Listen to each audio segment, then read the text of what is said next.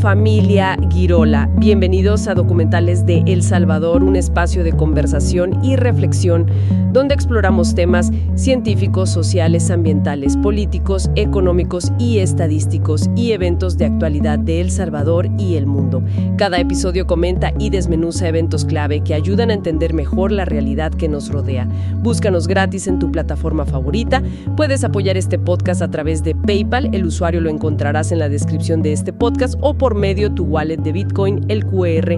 También lo encontrarás en la portada de este episodio. Recuerda, tus aportes ayudan a seguir conectados en este mundo inalámbrica llamado Internet. Búscanos como Documentales El Salvador SV, síguenos, comparte y comenta. Hoy nos metemos de lleno en la historia de la familia Girola, un apellido que en El Salvador, resuena muchísimo.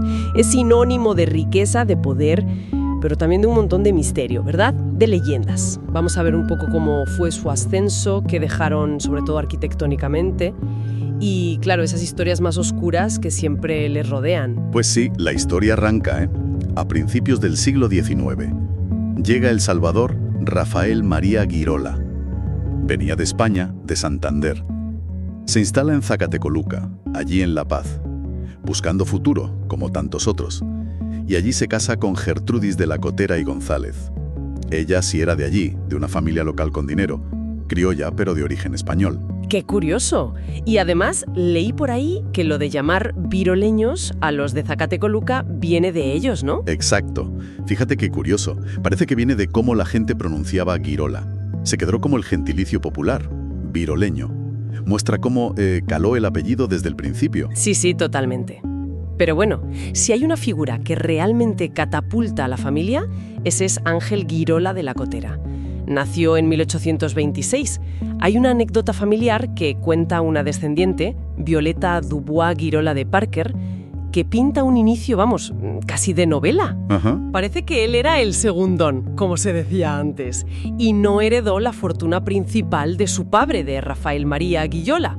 Lo que le tocó, según esta historia, fue, bastante poco. Un piano viejo y un Santo Cristo. Y dicen que se enfadó tanto que quemó el piano. El Cristo sí lo guardó, eso sí. Interesante. Empezó como desde abajo, trabajando en una farmacia allí en Zacatecoluca. Sí, eso es. Trabajó en la farmacia de su padrino, un cura, Vicente Aguilar. Pero claro, tenía más ambición, mucha visión para los negocios. Consiguió juntar algo de dinero, aunque dicen que le robaron la primera vez que intentó irse a emprender. Pero nada, que no se rindió. Volvió a juntar dinero y se fue a Guatemala. Allí empezó en el comercio. ¿Y qué comercia? Pues mira, empezó con lo fuerte de la época, el añil, compraventa de añil. Y luego, muy listo, se metió con el café, que empezaba a ser el siguiente gran negocio. Se le daba muy bien, la verdad. Tenía mucho talento para esto. Y no paró ahí, ¿no? Montó un almacén en Zacatecoluca que debía ser la bomba. Sí, un negocio enorme para la época. Hay un anuncio por ahí de 1879 que es increíble. Vendía café, claro, pero también telas finas traídas de Europa, de Francia, Inglaterra. Armas, revólveres Smith & Wesson, rifles Remington. Madre mía. De todo. ¿De todo? Vinos franceses, champán, aceite de oliva español, maquinaria para el campo, hasta ganado y lonas para los carruajes. Un negocio súper diversificado. Y además, para consolidar su posición, se casó bien, en Nueva York en 1859, con Cordelia Duke Alexander, una estadounidense de familia rica también. Un movimiento estratégico, claro. Exacto. Tuvieron 10 hijos. Le sobrevivieron 8. José Adalberto Girola Duc, Rafael Girola Duc, Ángel Girola Duc, Eduardo Girola Duc, Gertrudis Girola Duc, Cordelia Girola Duc, Julia Girola Duc y Matilde Girola Duc. Nombres que luego veremos aparecer bastante. Con esa base, el poder ya era imparable, imagino. Totalmente. Ese matrimonio y el éxito en los negocios fueron la clave. Y luego vino un momento decisivo para el país, el terremoto de 1854. Destruyó San Salvador. Y ahí la familia Girola jugó un papel, fundamental. Donaron parte de sus tierras, una parte grande de su hacienda Santa Tecla, para fundar Nueva San Salvador, lo que hoy es Santa Tecla, que fue capital temporal de hecho. O sea que eran prácticamente los dueños de la nueva ciudad. Casi. Se decía que sus tierras iban desde lo que hoy es Lourdes Colón hasta la Basílica de Guadalupe, en antiguo Cuscatlán. Una extensión enorme. Y con tanto poder económico, la política vendría detrás, ¿no? Inevitable. Miembros de la familia fueron alcaldes de Santa Tecla durante años clave, entre 1887 y 1898. También estuvieron en la Asamblea Legislativa. El propio Ángel Guirola de la Cotera tuvo una carrera política importante. Fue alcalde de San Vicente, diputado varias veces, vicepresidente de la Asamblea Constituyente del 83. E incluso llegó a ser presidente de la República, aunque fue poquito tiempo, unos meses, en 1884, sustituyendo a Rafael Saldívar, que estaba de viaje. ¿Presidente? No tenía ni idea. Sí. Y su hijo, Rafael Guirola Duc, también llegó alto. Fue ministro de Hacienda en 1892, embajador en Europa. Vamos, una influencia enorme. ¿Y en lo económico, qué más hicieron, además de sus negocios? Pues fueron clave en la banca. Fundaron el Banco Particular del Salvador en 1885, que luego se convirtió en el Banco Salvadoreño, un banco importantísimo durante décadas. Ángel Guirola de la Cotera también estuvo en la fundación del Banco Internacional, fue accionista del Banco Central de Reserva, invirtieron mucho en el ferrocarril, que era estratégico, y siguieron con el café, el algodón. Eran gigantes económicos. Los famosos 14 familias, ¿no? Siempre se les incluye ahí. Exacto. Se les consideraba parte de ese núcleo duro, ese grupo pequeño que, según la percepción popular y algunos historiadores, controlaba la economía del país. Una etiqueta con mucha carga, claro. Claro, y tanta riqueza tenía que verse. Cómo vivían, qué construían. Pues imagínate, un estilo de vida, de lujo total. Se construyeron unas mansiones que eran auténticos palacios. Y todo traído de fuera, de Europa, en barco.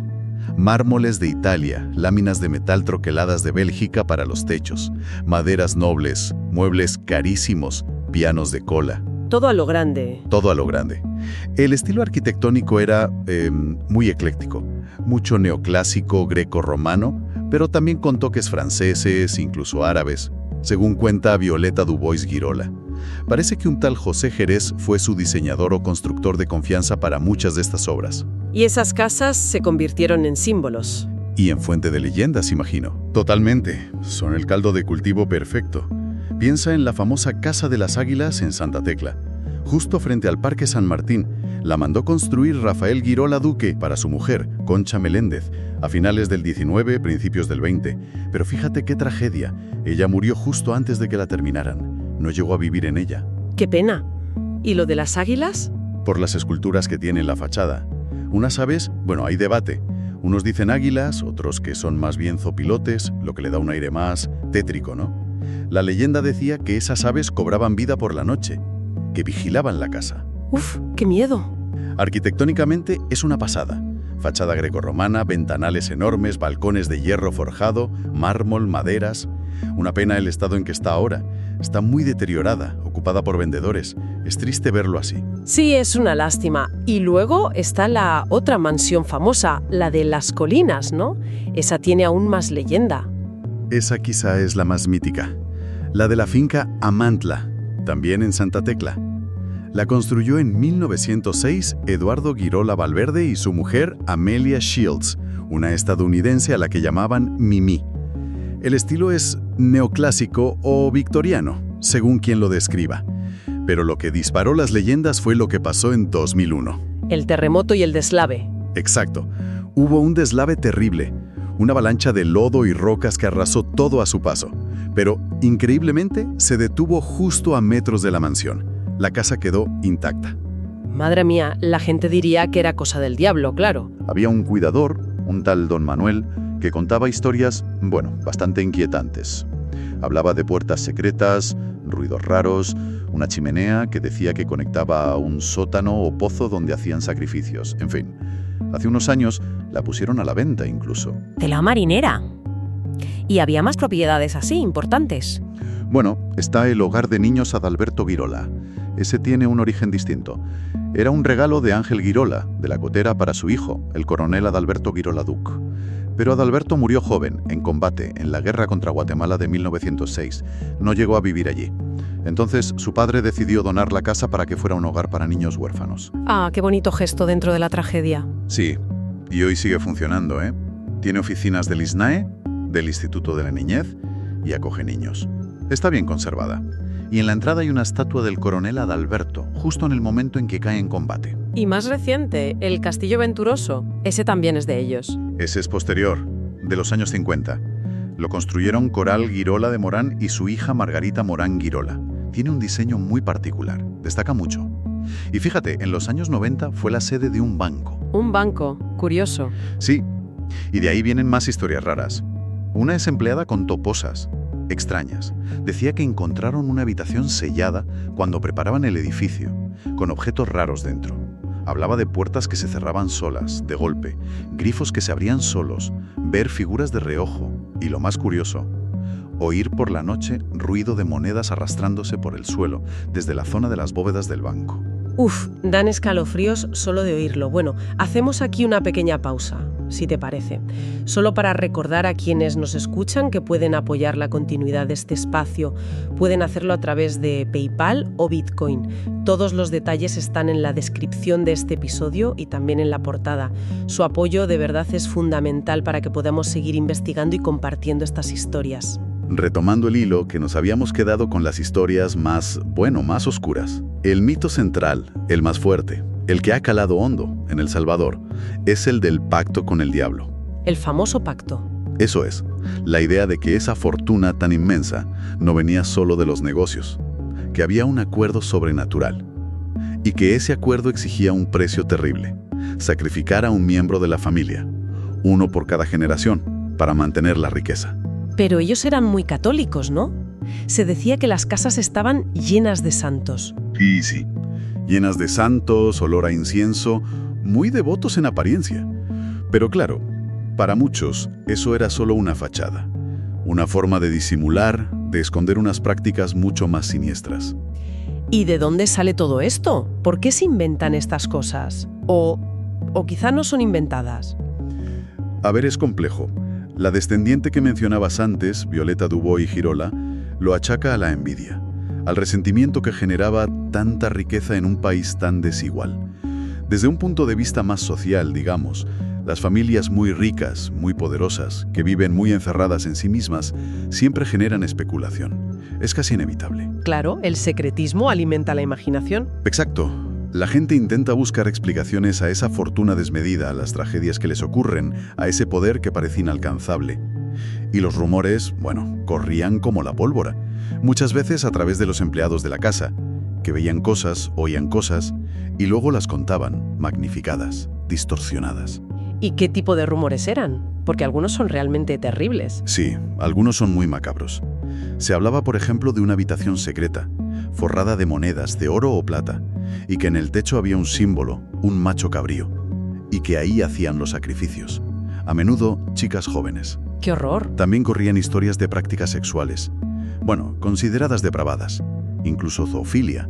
Se mencionaban relaciones con caballos, algo muy escabroso. ¿Y lo del hijo deforme? ¿Eso también era un rumor? Otro muy persistente. La existencia de un hijo nacido con malformaciones terribles, fruto de incesto o del propio pacto con el diablo. Decían que lo tenían escondido, encerrado, encadenado en alguna parte de las mansiones, y que por la noche se oían sus lamentos. Parece sacado de una película de terror. Totalmente. También se hablaba de túneles secretos, que conectaban las distintas casas de los Girola en Santa Tecla, para moverse sin ser vistos, aumentando ese aura de misterio, de control total. Y luego hay historias ya casi fantásticas, ¿no? Lo de los perros con colmillos de oro. Sí, esa es increíble.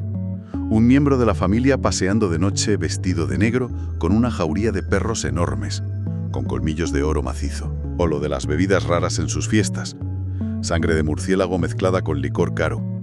O que algunos no envejecían, otro supuesto beneficio del pacto. ¿Y las desapariciones de empleadas? Claro, eso no podía faltar. Empleadas domésticas que desaparecían sin más, alimentando las sospechas más siniestras. ¿Y lo de la Casa de las Colinas sobreviviendo al deslave? Eso fue como la confirmación para muchos. Para muchos sí. Fue como decir, ¿ves? Tienen protección. Una prueba irrefutable para ellos. Y claro, los fantasmas. Siempre hay fantasmas Que si el espíritu de Coral Girola en el castillo venturoso, que si el hijo deforme se aparece, que si una mujer pidiendo descanso. En fin, un universo de leyendas. Exacto. Leyendas que, aunque no tengan base real probada, cumplen una función. Son una mezcla de admiración, miedo, envidia, un intento de dar sentido a algo que se ve como extraordinario. Pero más allá de las leyendas, la verdad es que la tragedia sí que golpeó a la familia, y mucho. Sí, eso es innegable. Hubo una serie de muertes, accidentes, cosas muy desgraciadas a lo largo de los años. Y claro, eso echaba más leña al fuego de la leyenda. La maldición, el pacto que se cobra a su precio. Ya comentamos la muerte de Narcisa Aguirola, ahogada, la del coronel Adalberto en combate, la de Concha Meléndez antes de estrenar su casa. Pero hubo más, ¿verdad? Accidentes muy sonados. Sí, sí. En los años 50, por ejemplo, murieron los 3 hijos pequeños de Ricardo Girola, juntos, en un accidente de coche terrible. Iban al lago de Ilopango. Chocaron con un poste de luz. Cayó un cable de alta tensión sobre el coche. Murieron electrocutados los 3. ¡Qué espantoso! Y en los 60, otra tragedia doble. Emma Girola y su marido mueren en Francia, en un accidente de tráfico, aplastados por unos troncos que cayeron de un camión. Y lo increíble es que el hermano de Emma, Eduardo Girola, que fue a París al funeral, murió el mismo día, en accidente de avión, al volver. No me digas. Eso es una coincidencia terrible. Terrible. Y la lista sigue. Alain Fermin Didot Girola, el hijo de Emma, desapareció en el mar siendo un adolescente, en el 67. Se lo llevó una corriente. Nunca encontraron el cuerpo. Otro Eduardo Girola fue secuestrado en los años 80, en plena guerra. Y más recientemente, pues la muerte de Cintia Girola por sobredosis en 2008, el suicidio de Ernesto Girola. Es innegable que la familia ha sufrido mucho, pérdidas muy duras, a menudo muy desafortunadas. Y eso, claro, alimentó la leyenda. Entonces, ¿cómo se explica el declive de la fortuna? ¿Por la maldición o por causas más terrenales? Bueno, la leyenda apunta a pactos rotos y maldiciones. Pero la historia económica tiene otra explicación. Les afectó mucho la caída de los precios del café. El café había sido su gran fuente de riqueza durante generaciones, y cuando los precios cayeron fue un golpe duro. Y luego las crisis económicas mundiales, la Gran Depresión del 29, por ejemplo, eso también les afectó. Claro, como a tantos otros. Exacto. Así que tuvieron que vender propiedades, hipotecar otras, algunas las donaron. Hay una anécdota que refleja un poco ese ocaso. La de Amelia Mimi Shields de Girola, la viuda de Eduardo, la de la mansión de las colinas, murió con 81 años bastante apurada económicamente. Y al parecer se había olvidado por completo de que tenía un montón de joyas valiosísimas guardadas en un banco de Pensilvania. Como nadie las reclamó durante décadas, el banco acabó subastándolas. ¡Qué historia! O sea que la realidad económica pudo más que cualquier pacto. Parece que sí, aunque la leyenda siempre estará ahí, claro. Y a pesar de todo, el legado está ahí, ¿no? Sobre todo en Santa Tecla. Sin duda. Las mansiones, aunque estén como estén algunas, son parte del patrimonio arquitectónico. Son testigos de una época. Y el apellido Girola sigue siendo un referente. Sigue generando conversación, fascinación. Y es interesante también oír a los descendientes, como Violeta Dubois Girola de Parker, que con casi 100 años escribió un libro. Para contar su versión, imagino. Claro, para desmentir los mitos que ella considera infundados y para reivindicar lo que hicieron bien. Las donaciones para Santa Tecla, su papel en la ciudad, incluso cosas más culturales como las carrozas que hacía su madre, Concha Girola de Dubois, para las fiestas. Quería dar esa otra cara de la familia. Y había más cosas notables, ¿no? Leí algo de una aviador. Sí, otra figura interesante y poco conocida. Violeta Girola de Ávila, hija de Rafael Girola Duke y Concha Meléndez, la que no vivió en la Casa de las Águilas, pues fue la primera mujer salvadoreña en pilotar un avión en 1921. Una pionera total, desafiando todas las normas de la época. Increíble. Rompe bastante con la imagen oscura. Desde luego. Demuestra que la historia es mucho más compleja que la leyenda. Entonces, al final, ¿qué nos queda de todo esto? ¿Un legado arquitectónico? ¿Un apellido histórico? ¿Y una mezcla brutal de realidad y mito? Yo creo que eso es. Una historia donde es casi imposible separar lo real de lo imaginado, de lo que la gente contó y creyó. Y quizás la reflexión final es esa. ¿Cómo construimos relatos sobre el poder, sobre la riqueza, sobre el secretismo? ¿Para qué sirven estos mitos? Que son una mezcla de miedo, de admiración, de envidia, de intentar explicar lo inexplicable. Y que sigan vivos hoy, dice mucho. Dice mucho sobre cómo nos relacionamos con el poder, con la desigualdad, con lo que no entendemos.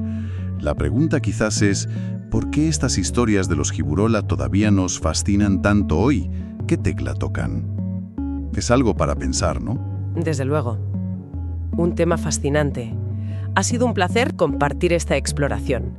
Les enviamos un cordial saludo y les recordamos que pueden apoyar este proyecto a través de PayPal o con su wallet de Bitcoin. Encuentran los detalles en la descripción y en la portada. Gracias por acompañarnos.